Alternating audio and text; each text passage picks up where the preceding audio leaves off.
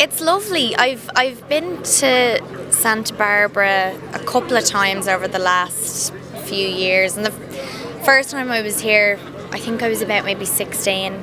Emily Blunt was here and Kerry Mulligan, and we had such a nice time, and it's just lovely to be back and to be recognised by everyone here. And it's nice, it's so calm, so it's lovely to kind of take a break away from the madness down in LA and come up here and just be a part of a festival as well. Can you tell me how your involvement in the film Brooklyn came about?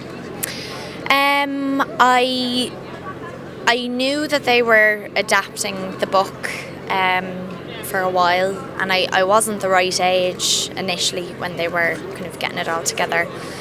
And by the time they were actually ready to make it, I was the right age, and I met with John Crowley. He flew over from London, and he's from Cork, and so we talked about sort of leaving home and how your relationship to home changes when you leave, and we just really kind of bonded over that a bit. And and then a year later we made the film, and in that time I had moved away from home myself. I had moved over to London and was homesick, and kind of gone through exactly what we see her experience in the film in so many different ways. There's so many parallels between both of us, so it was incredibly emotional for me to do something that personal.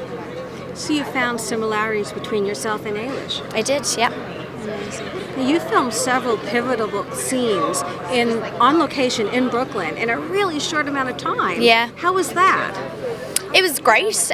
We were only in Brooklyn for one day, actually, at the very end of the shoot, and we were in Coney Island as well, the second to last day. We had a lot to shoot. It was only myself and Emery on the very last day, and we shot on Clinton Street mainly, which is where Ailish lives.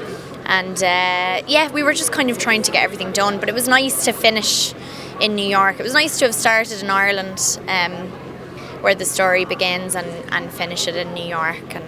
And we finished at like 5 o'clock in the morning, and as you do. But yeah, the whole thing has been very special. So. Now, last question. You were nominated for an Oscar at 12. How is this time different? I think I'm more aware of the work that goes into this side of it, I suppose. I wasn't really... I was away. I was in New Zealand when I got nominated for Atonement, so I wasn't really a part of this world at all, and I hadn't really been exposed to it.